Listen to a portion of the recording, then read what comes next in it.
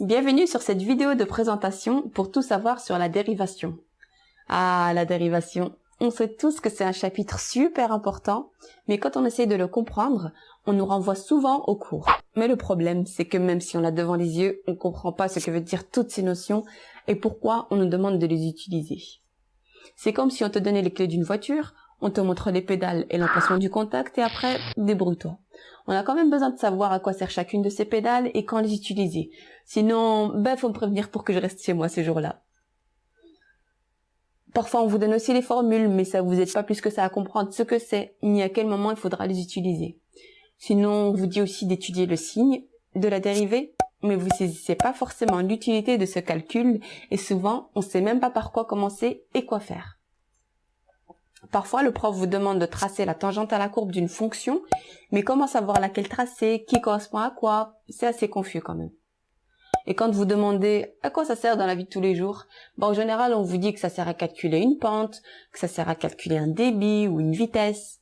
Mais franchement, on voit bien que ça vaut pas plus que ça, et je suis sûre qu'il y en a qui se demandent, mais pourquoi on apprend ces notions en vrai?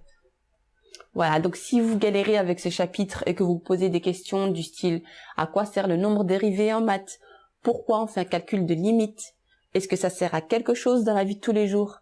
Comment et pourquoi étudier le signe de la dérivée ? À quoi sert la tangente ? Comment reconnaître la courbe à tracer dans un exercice de dérivée ? Ça tombe bien parce que c'est exactement ce que je vous propose de comprendre. Mais attention, je tiens vraiment à vous avertir que dans les 5 vidéos que vous allez recevoir, je ne refais pas le cours et je ne remplace absolument pas votre prof habituel.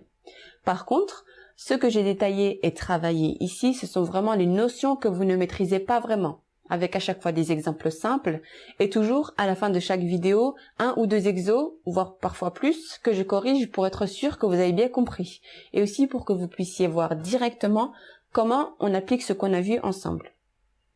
Donc la formation, elle se fait en 5 jours, mais n'hésitez pas à prendre plus de temps s'il le faut, d'accord? L'essentiel, c'est vraiment que vous ayez bien compris au final, donc écoutez-vous. Et ça peut paraître paradoxal ce que je vais dire, mais gagnez du temps en prenant le temps de bien comprendre chacune des vidéos. Sachant que quoi qu'il en soit, je vais tout faire pour que les explications soient le plus claires possible, et de votre côté, revenez en arrière autant de fois que vous en aurez besoin. Au cours de la formation, donc on va voir comment est utilisée la dérivation dans la vie de tous les jours avec quelques exemples. Mais avant, je vais vous envoyer lors de votre inscription un petit QCM à remplir avant de commencer. Et j'insiste sur le fait de le remplir avant, puis de le mettre de côté. Je vous expliquerai pourquoi, mais surtout, jouez le jeu et remplissez-le avant, c'est super important. Ensuite, donc dans la première vidéo que vous allez recevoir, nous allons parler du nombre dérivé et du lien entre la continuité et la dérivabilité. Puis, on va faire des exercices pour être sûr que tout est bien compris.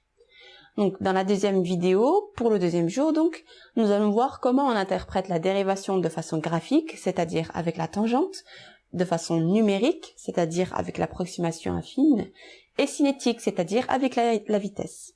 Et pareil, donc à la fin, on fait des exercices. Le troisième jour, on va voir les règles de dérivation, à savoir les opérations et la composition. Le quatrième jour, on parle de l'étude de fonctions, donc c'est-à-dire le signe de la dérivée, le tableau de variation, etc. Et enfin, donc le 5e jour, je vous donne les exemples d'applications concrètes et vous allez voir que la dérivation, en fait, elle fait vraiment partie de notre quotidien et bien sûr, on va reparler du fameux QCM. Donc si vous galérez sur ce chapitre et que vous voulez vraiment avancer, cette formation est faite pour vous. Allez, c'est parti, inscrivez-vous sur le site mathsetcompagnie.fr. Vous aurez alors accès à la formation et ça ne s'arrête pas là parce que je resterai alors proche de vous pour vous aider à garder la motivation et vous envoyer ce qu'il faut pour vous aider à réviser les maths pour votre bac. Alors à très vite!